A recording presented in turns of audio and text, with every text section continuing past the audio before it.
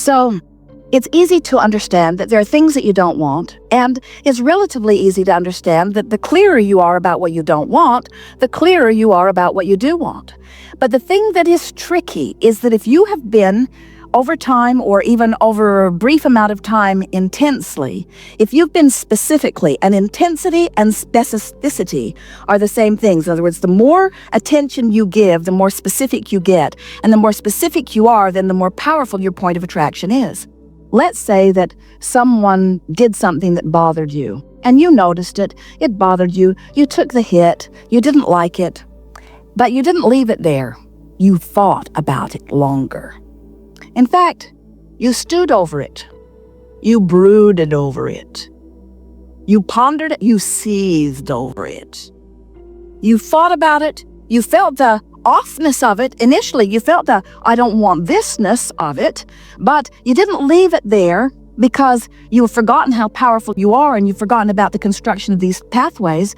So you thought about it and you stewed about it. And as you stewed about it, the first thing that happened is every other thing that that person has ever done that's sort of like that begins to come to your mind, because law of attraction is gathering up all the cooperative components. So everything they've ever done that was ever even a little bit like that come to your mind, and now you're justified.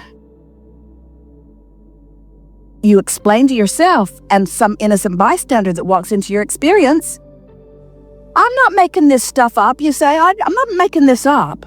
And then the next thing that happens is law of attraction reaches further than just in your thought ways. It reaches out into the environment that surrounds you and brings to you the cooperative components of other people who have that same issue active in their vibration.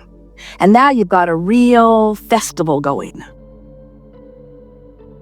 Now you're having conversations. So now what we're getting at is something that started out maybe sort of general has now become more and more and more and more and more and more and more specific. And it's gathering power, not because it in and of itself is a powerful thing, but by your attention to it. When we say something gathers power, what we're really talking about is the construction of thought waves power, because there are a lot of things that are powerful out there that if they're not active in your vibration, they're not going to show themselves to you at all. And so it doesn't matter how powerful they are. There's no law of assertion in this universe. Nothing can come after you. You got to be a cooperative component to each and everything that comes into your experience every single time. And if it's not active in your vibration, doesn't matter how big and bad and awful it seems to others who are engaged in it, it will not touch you in any way. It's law. Law of attraction will not bring it to you.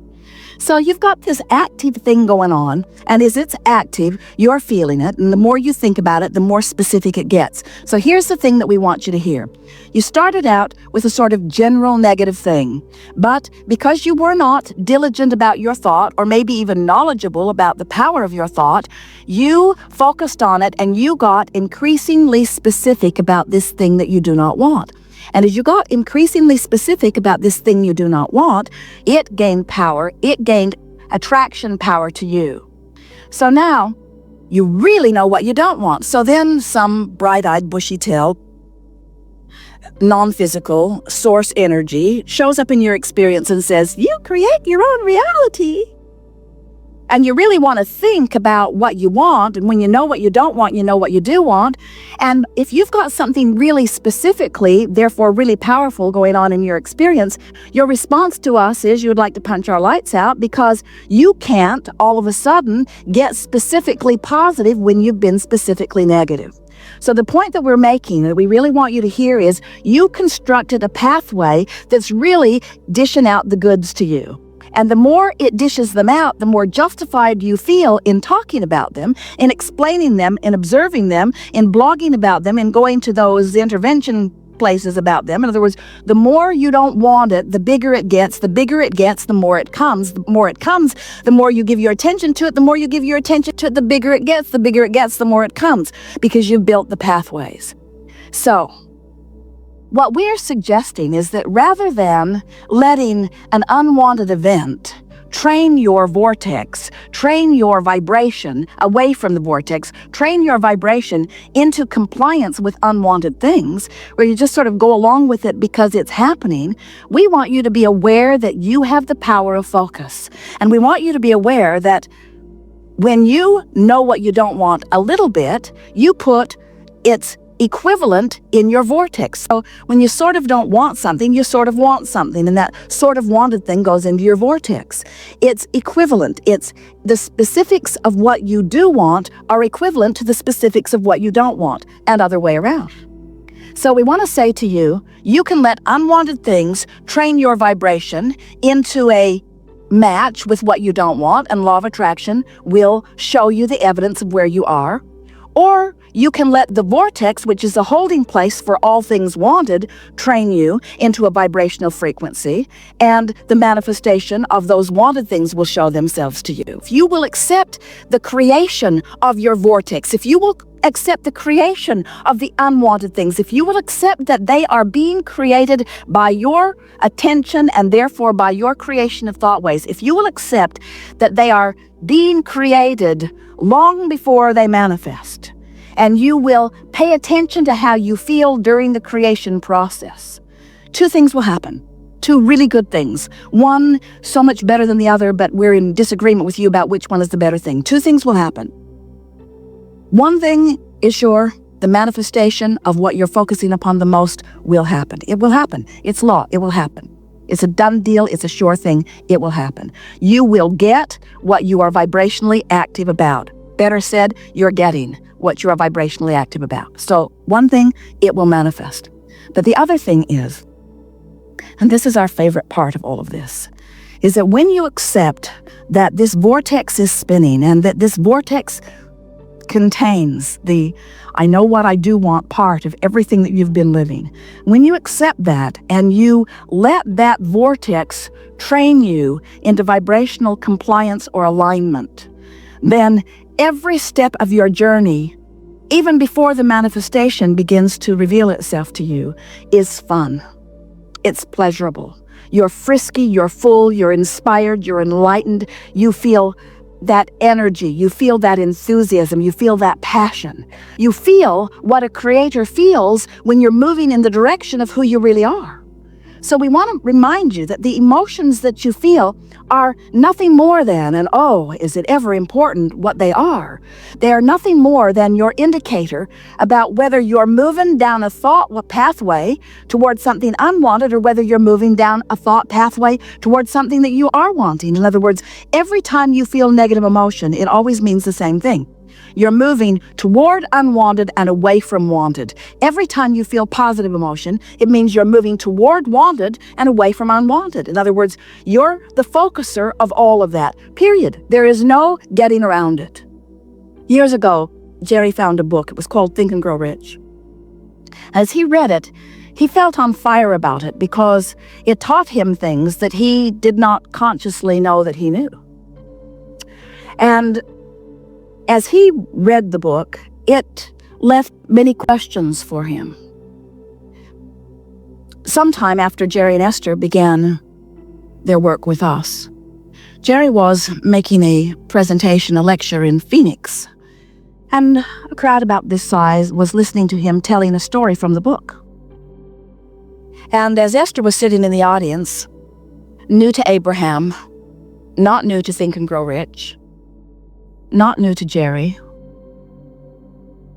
new to her beginning understanding of vibration, meditating every day, having trained her vibration upward through meditation, so much so that she was now in clear communication with Abraham.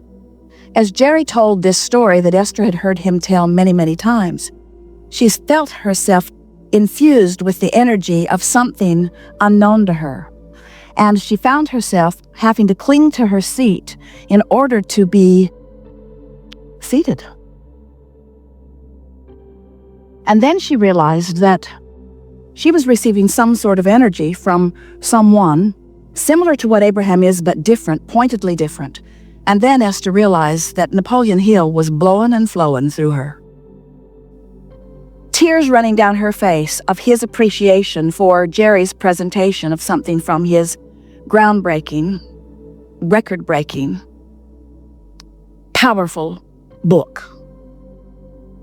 So when Jerry finished his presentation, Esther rushed to the stage and said, come with me now. Come with me now. Come with me now.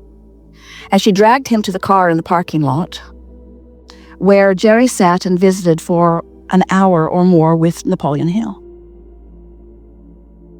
Jerry said, I've loved your book. It was transforming for me. He said, I know. Jerry said, if you were to do something different now, what would you do? He said, I would explain where it came from. I'd talk more about infinite intelligence. I would talk about vibration. I would explain the vibrational dynamics of creation. Jerry said, why didn't you? He said, I did, but they wouldn't publish it. So Jerry and Esther proceeded down their path of visiting with Abraham as we put back into the context everything that had been edited out, talking about vibration. Then, years later, Jerry and Esther became involved in a project. It was to be a television presentation. It was The Secret. Of course, you've heard of it. And as The Secret evolved, which was to be its original contract with Jerry and Esther, it was to be a presentation of the work of Abraham. And as Jerry and Esther made their presentation, and we recorded many hours for the producer, everything that was remotely directed toward the idea of vibration was edited out. Again. Because this physical world that you live in apparently doesn't want to know about your vibrational root. But in your unwillingness to explore the vibrational beingness that is you, you miss everything that matters. If you aren't willing to address yourself as an extension of the vibration of that which is source, then you have no way of knowing what your relationship is with that source that is within you. In other words, if you don't have some central vibrational frequency that you are tuning yourself to, you have no guidance system. And it is so interesting that every person on the planet, every animal on the planet, everyone who exists in this physical form, every one of you have emotions that are your indicator of the vibrational frequency between what you have evolved to, what's in your vortex, who the source within you is, what the current vibrational state of every single thing that you've expanded to is, and where you stand in this minute with the thought that's active in your mind right now. So when you're focused upon something that is unpleasant to you and you feel that negative emotion within you, that's your indicator that while you certainly have the free will to explore it, and while it is certainly all right with everyone who exists for you to activate a vibration within you, no matter what it is, that negative emotion that you feel is your indicator that you're off the signal of that which you have evolved to. You're off the beam of who you really are. So then, years after that, Jerry is in Salt Lake City. Esther is there visiting family. And Jerry is in the bookstore and he sees the strangest looking, old-fashioned, funny cover on a book. Think and Grow Rich, it says. Original manuscript. Jerry's heart is beating fast as he snatches it from the shelf.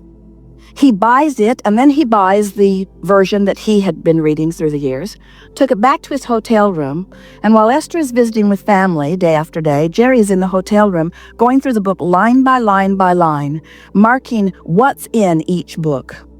And when he was finished, he discovered all of those missing pieces that had been edited out of the original manuscript put back in.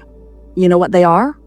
You are vibrational beings. You are vibrational beings. You live in a vibrational universe. Everything around you is vibrational in nature. And the only way that you can ever sort it out is by being aware of what the vibration is that's going on. In other words, we have, through the years, taken the subject of vibration light years beyond where it was then. The point that we're making with you here and now is that unless you accept the vibrational nature of your being, and unless you pledge to yourself that you will be aware of the emotions that you are feeling, feeling. And unless you are aware as you think thought by thought, as you build these pathways one by one, you can never really know how it is, how powerful it is that you are the creator of your own experience.